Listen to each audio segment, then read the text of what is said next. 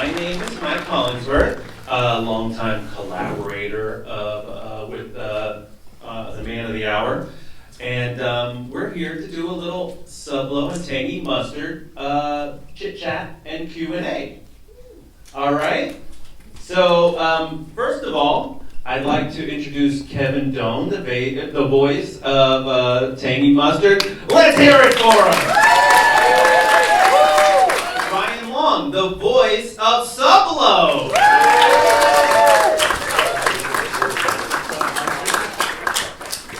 And finally, like I said, a close collaborator of mine. Back up. I'm introducing you. Get out of my spotlight. And a terrific guy overall. You know him, you love him, Mr. Aaron Long.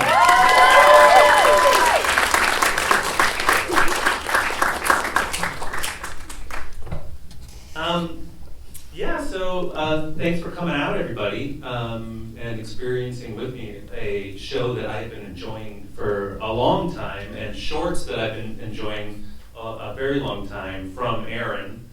I guess a little bit about myself and Aaron. Boy, oh boy, I first discovered Aaron Long towards the beginning of Newgrounds, the beginning of early on in YouTube. And I would see his Faster Fish cartoons, and they were like full 7-minute cartoons that were in the style of Tex Avery. Yeah, I was doing this while I was in college. And I was like, who is making these cartoons that are so amazing and fully animated, like fully traditionally animated for the web? Yeah, they were not for school. School kept telling me not to do them. They were like, just do your homework. And then when I found out that not only that it was Aaron Long, but he was like 18 at the time, I found it very personally frustrating that he was so talented at such an early age. And yeah, then we brought him out, and we ended up working on BoJack and Tube and Birdie together to great success.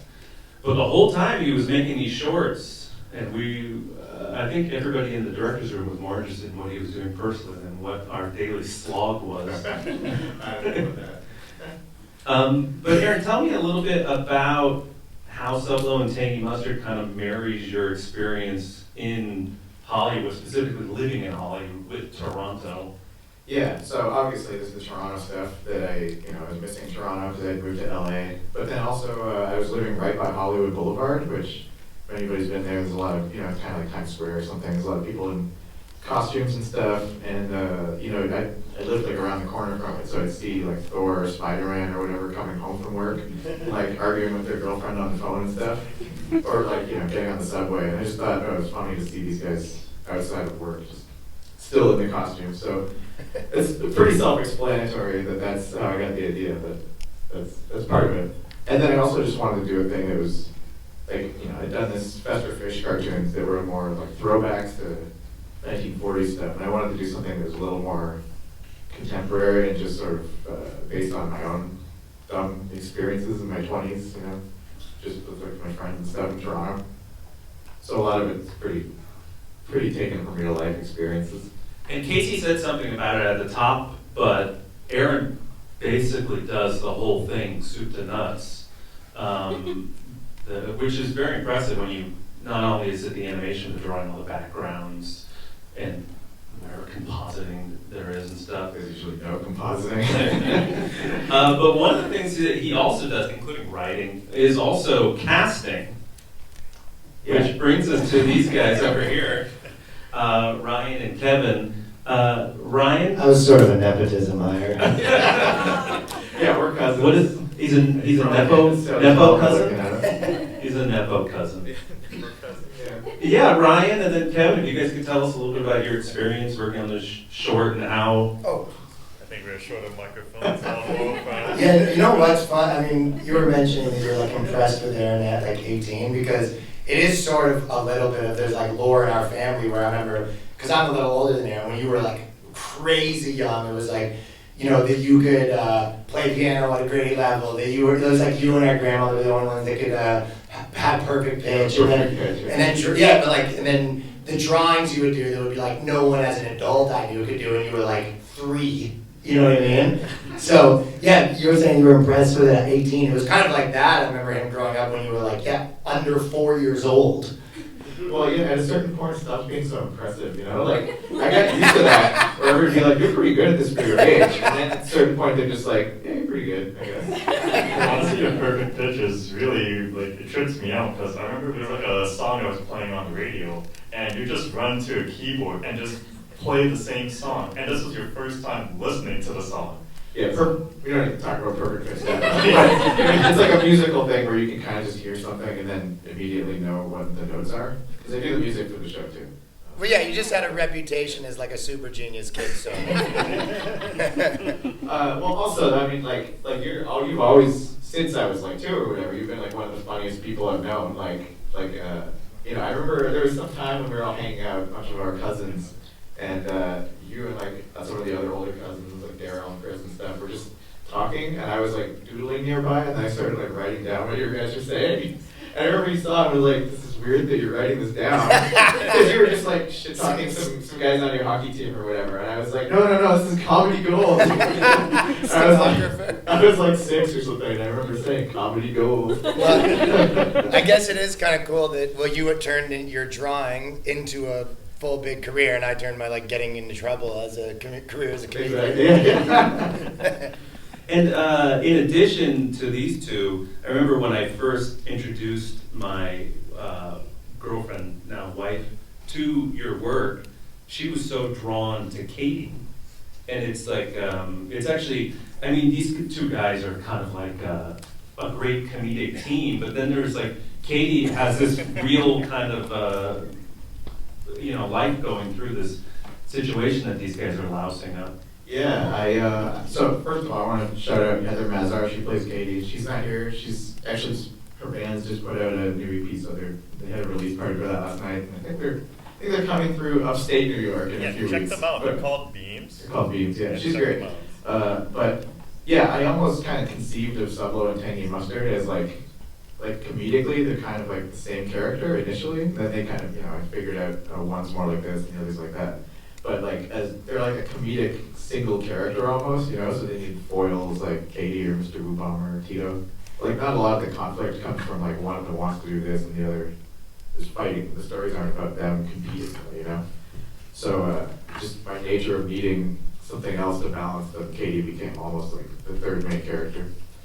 And also because they're such goofy characters and they're limited by being in the suits, Katie kind of is like an outlet for a lot of other stuff that I can't show them eating or like Sublo can barely sit down. There's just so much you can't do with them that she's like, But Katie I want to relate to more, She not only grounds it, she like more than grounds it. She kind of is a stronger character than just grounding otherwise silly stories. Well, I put a lot of bits of people I know in her, and also like it's relatable stuff for me probably.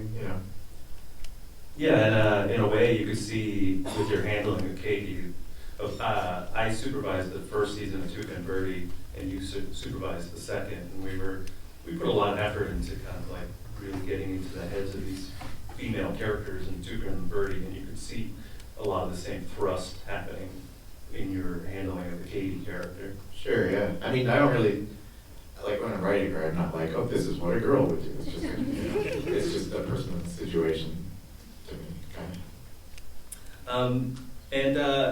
Talk to us about what it is like. I've worked with you in the capacity on BoJack and Tuca and Birdie, and it's like such a more formal experience of working in animation versus what you're doing here at home. And these people would know that I'm constantly trying to pull you back into kind of like, be like, come direct on this, come back into the corporate fold. And you're like, I'm just kind of having a pretty good time doing what I'm doing here, living off my Patreon. Well, no, not even close. I mean, I just finished the freelance thing at like 2 in the morning the night before the flight here because this isn't paying the bills by any stretch. But anyways, yeah, it's a lot of fun to do stuff that's like, compared to like day job industry stuff where you're constantly butting up against, we want to do this, but we don't have the time or the budget or whatever, or we can't necessarily be sure that the outsourced animation is going to come back this certain way or whatever. It's nice on this thing where I can just kind of do whatever is in my head. I just go, okay, that's what's going to happen. And I know I can do it because I'm already doing it. You know? Just do it. Yeah, just do it. Ryan and Kevin, are you often quite surprised by what comes back? Because the process, I think, is Aaron writes the whole season. He kind of runs like a mini production and writes all his scripts, and then probably, how long does it take you to do a little run of shorts? Like to make the episodes? Yeah, like soup to nuts. Last time we recorded was like 2021 or something. Yeah, we recorded a long time ago. We recorded like 10 episodes like 2 years ago, and I've only put out 3 of those ones since then. Like we do all the recordings all in like in a single session or two, and then the episodes kind of trickle out for the season over the course of like 2 years. And Kevin, I noticed in that video you said you were currently the voice of Tangy Mustard. Is there something in the air that you may be replacing? He's heard some rumblings. There's some rumors on 4chan about that. Yeah. No, I mean, Aaron's my best friend. We've known each other since high school, since grade 10. And like I said in that video, that I did this to support Aaron. Like, we didn't think that this would, get as much traction as this. I thought it was just going to be kind of like a school project and, just to help him out. He's my best friend. I wasn't in school anymore. No, I thought it was just something. That was another school. Yeah.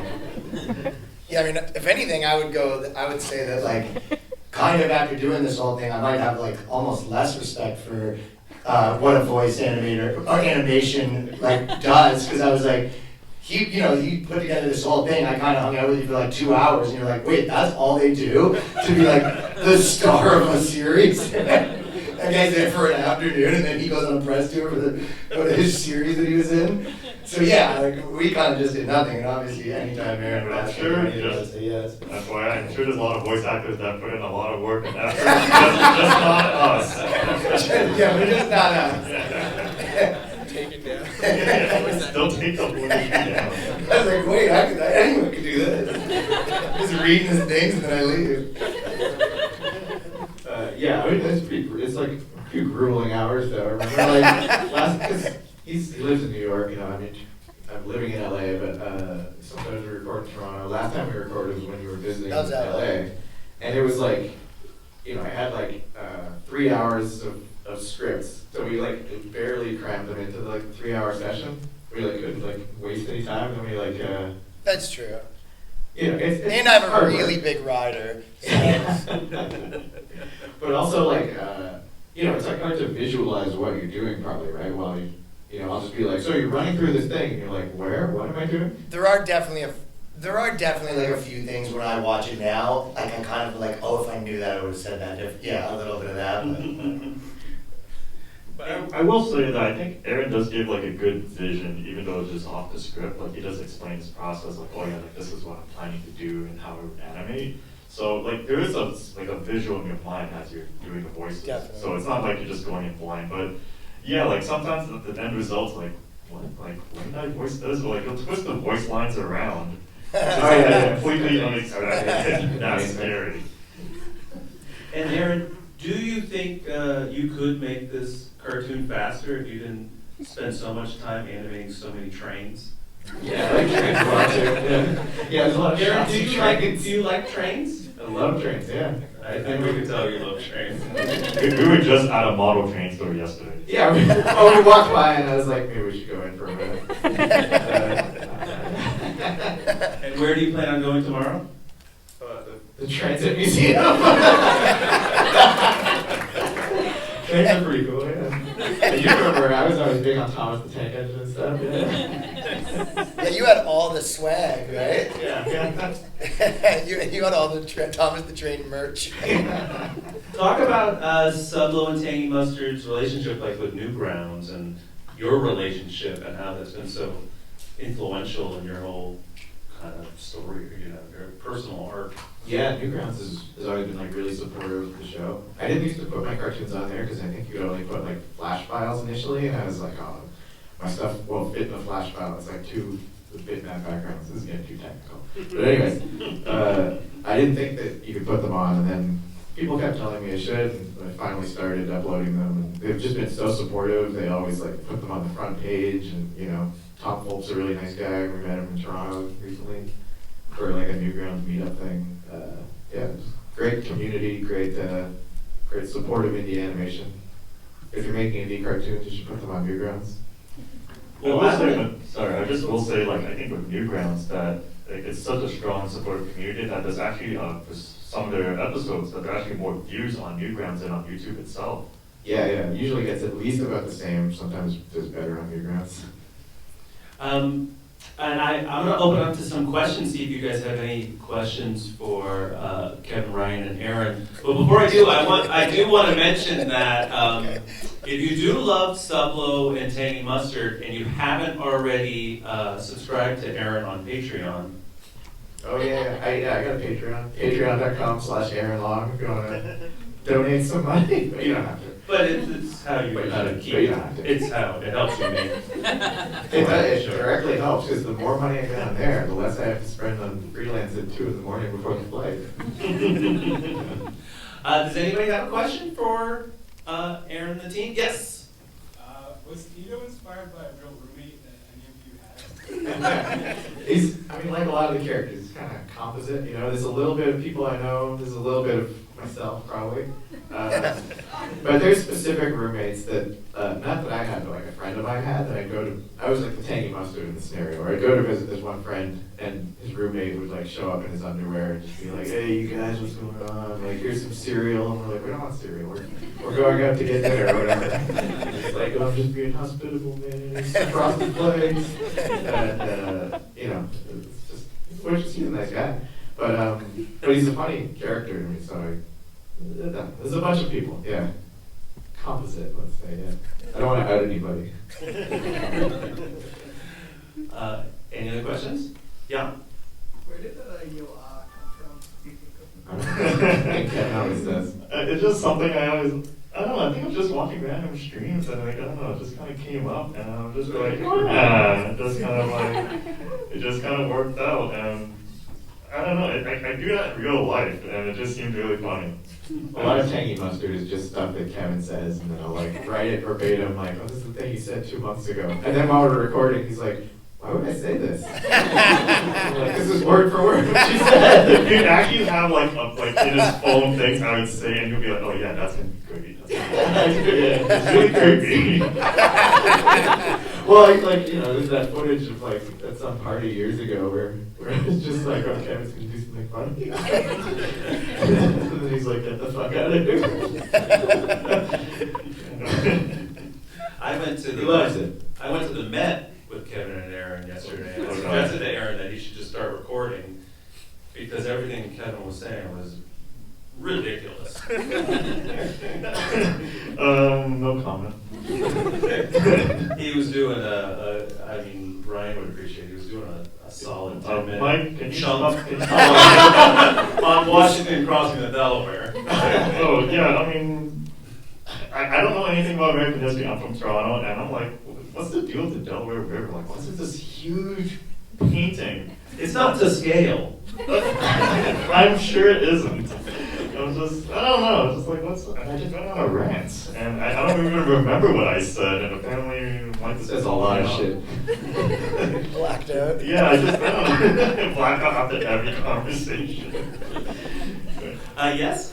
Can you tell me about the footage when they go to the convention, like all the different styles? Where did that come from? Oh yeah, I forget what made me decide that would be a good idea, but basically I just put out a thing online and said, hey, there's this episode where they meet a bunch of other sublos, so if anybody wants to submit a little, I think I said like either a dance or like a running loop or something, just some little, you know, get some other indie animators in there. And I thought I'd get like 5, and then there was like 50 or something. And it's like, how am I gonna fit these in the episode? I don't want it to be like a 2-minute sequence of just bad stuff. But so that's why there's like 15 on top of each other, everybody in the frame. Anybody pick up on that humble brag in there?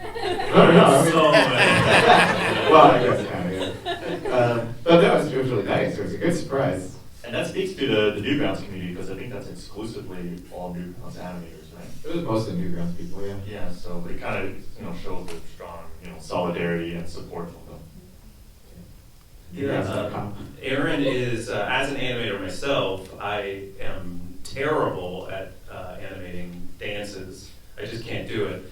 And Aaron is fantastic at it, would be one of the best, and he did all of these amazing dances on Tuca and Birdie, like all these interstitial dances and stuff. Well, I animated one, and then like on my last day, you were like, maybe we should have a different dance in each episode. I was like, okay, I'll do like 10 more dances today. I was gonna go on vacation or something. But it was a lot of fun. I feel like it's easy. Am I your Dick Wubhamer? Well, they're all composite characters. But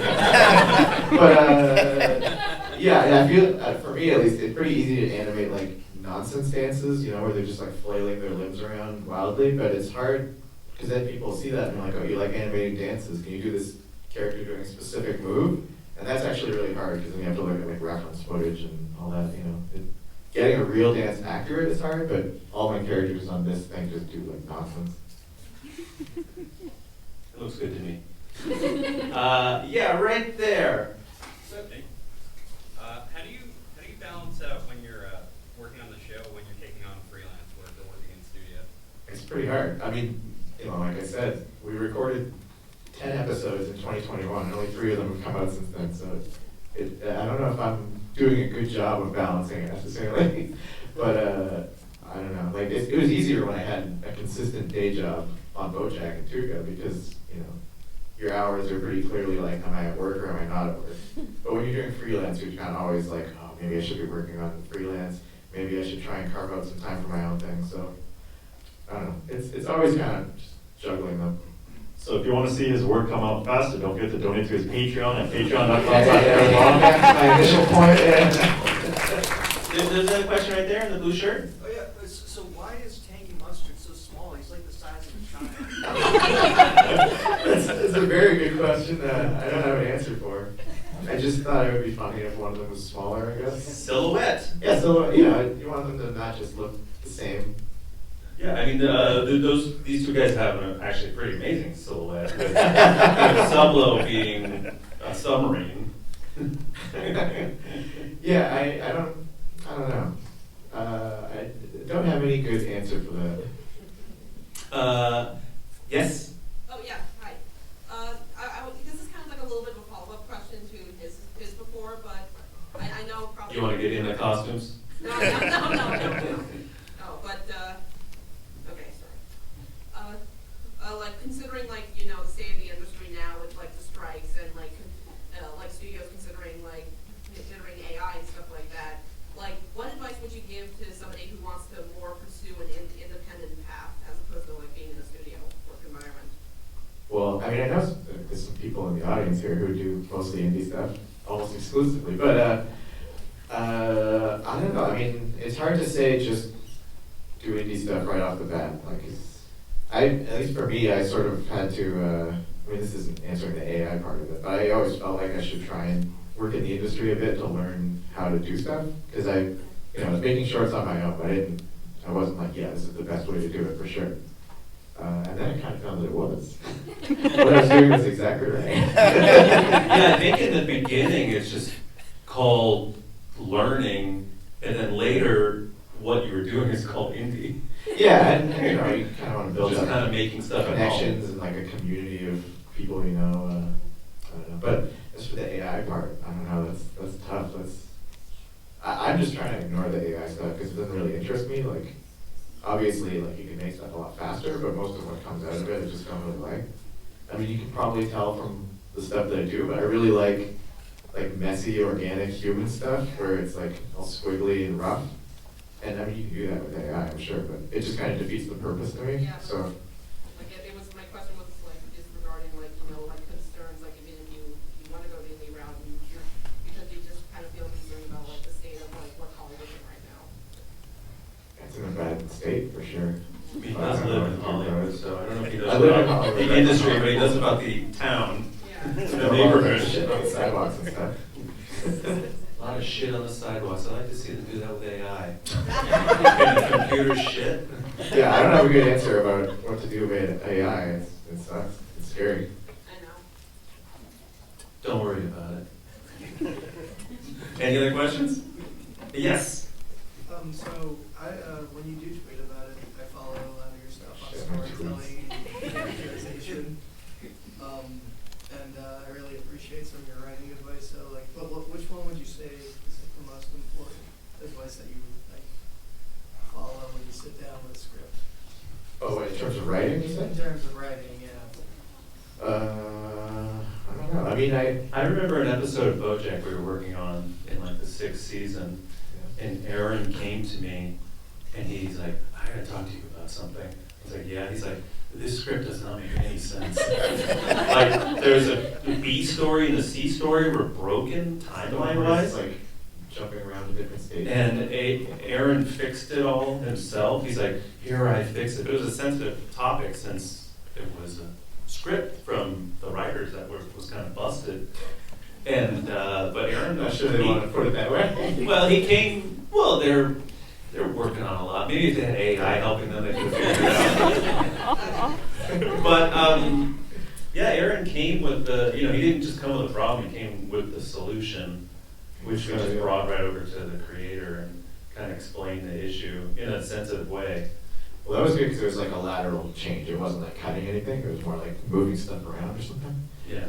But I think like key stuff with writing is that you need to have some kind of structure, which seems obvious, but it doesn't necessarily have to be like a 3-act structure. Like a thing I use on this, because they're, some of them are like 2 minutes long or whatever, isn't necessarily like, rising action and like epilogue denouement or whatever. It's just sort of like, what is it, PCR, problem, complication, resolution or something like that. And I don't know, it's the same kind of thing, but just thinking about it in that like simpler way helps for me. And sometimes the structure can just be like escalation. It can just be like the same thing getting crazier and crazier or whatever, or bigger and bigger. Like a Tex Avery cartoon. Escalation. Yeah. I think finally, right, Casey? How much time do we have? How much time do we have? Just a couple more minutes. Sure. Oh, a couple more minutes. Any other questions? In the gray shirt right there? Is there any chance at all we will ever see what they look like under the costumes? I hope not. I mean, No.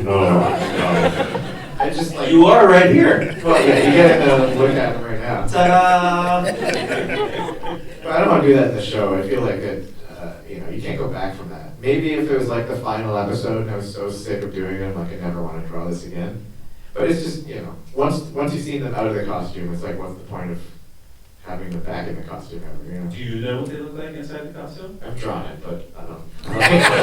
It's in a vault. I don't know. I don't think there's much to be gained from it. It's like, better in the imagination, I guess. Yes, in the blue top right there? Yeah, I just want to know, because like you're doing a lot, balancing freelancing and doing your own personal projects. What do you do to de-stress? Because I feel like I would burn out if I were you, to be honest. Yeah, sometimes I do. Sometimes you do burn out. Yeah. I mean, I don't know. Do you like to hit the little Tokyo? I mean, yeah, that's stuff I do for fun. Yeah, Yeah, it's great. But I don't know. Yeah, I mean, I think I've gotten better over the years at like. I don't necessarily have the greatest work ethic, so if I'm getting too stressed, I kind of just stop working. That part isn't necessarily the hardest thing for me, but I have gotten better. I think at kind of not just saying yes to every job just for the sake of having as many, because then you wind up with like, I've got 4 or 5 freelance projects due this week, and I'm trying to do my own stuff, and you just wind up annoyed and miserable. So I try to. I also feel like Aaron you do have sort of like a good attitude for Hollywood and stuff like that, and that you think nothing's a big deal.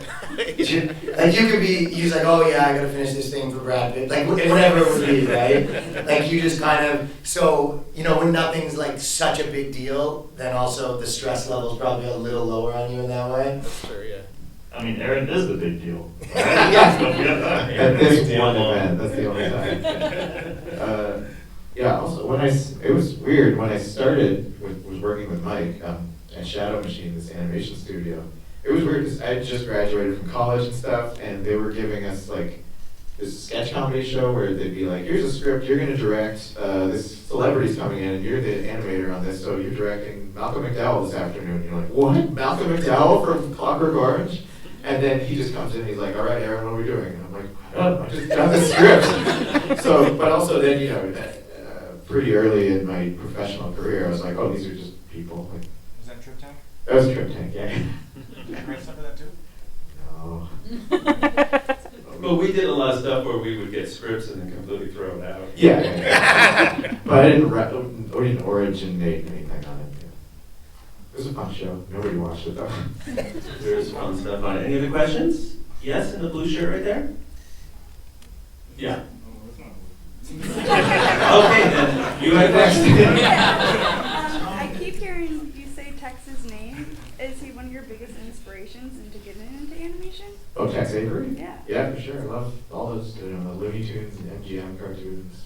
All the obvious big names of like classic theatrical shorts are kind of, you know, a lot of the stuff that got me into it.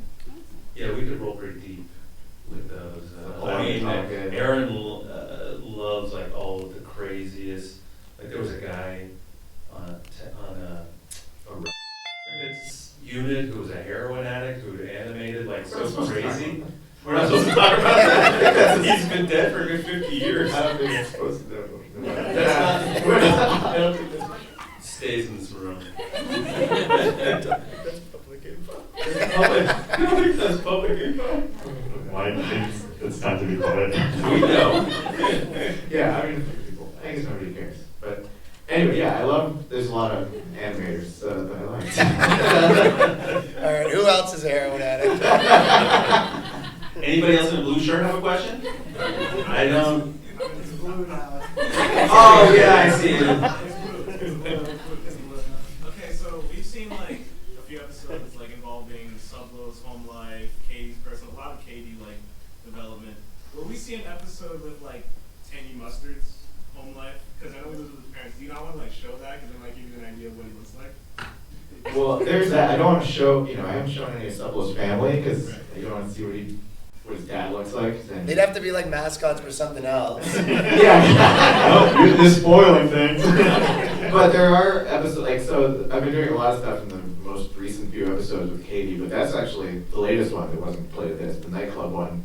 It's kind of like the peak of that arc a little bit, and then there is more stuff coming up about Sublo and about Tangy Mustard. And then we still don't see any of his parents or anything. Yeah, I mean, you don't even see me, so why would you want to see his parents? That's weird. Speaking of seeing things, I think in wrapping it up, Ryan and Kevin, what would you like to see for the future of your characters on the show? Back to the parents thing. You could do, you know, like Wilson in Home Improvement. Yeah. Like some version of there's always something blocking them whenever like there's a family function. Remember Austin Powers? They did the Oh yeah. but like something like that, just always blocking the faces. Yeah, we do that kind of thing probably. You could use it like, you know, my mascot suit's always blocking their face. Yeah. Or something. I'd like to see maybe like a Sublo spin-off. Just Sublo with that take. Yeah, he does sort of like Joey from Friends, very unpopular spin-off. That's like 30 seconds. Yeah. I mean, for me, I just like to see, you know, Sublo and Tangy Mustard in different mediums. Like, we had a lot of fan art. You know, we showed up in, like, you know, zines. I think we made cameos in the Newgrounds game, right? In the background. Oh yeah, I think they're in Friday Night Funkin'. Yeah, Friday Night Funkin'. Like, so it's just good to just see, like, you know, maybe where else can they be? You know, maybe will Tangy Mustard have his own theme song? You know, where they get his hat. You know? So, you know, just see where can we even take this? And you know, sky's the limit. Yeah, I mean, I'd like to see it. I think I'm pretty loud. That's why I feel like it's fine. I'd like to see a network pick it up and make it like that for real. That'd be pretty cool. Not that it isn't for real, but you know what I mean. Yeah, I'm just yeah. surprised that it hasn't, to be honest. Well, financially real for sure. Well, yeah. What was your big hand motion for money? No, I think that's change. Well, I've pitched it before, and they're not offering a lot of money. I don't know. You go back to Canada, they're giving those grants out. That's my plan. I'm moving back and getting some grants. Yeah.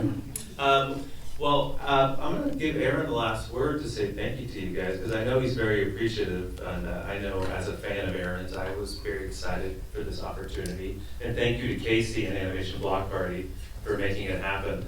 But I just want to say something that maybe people don't think of.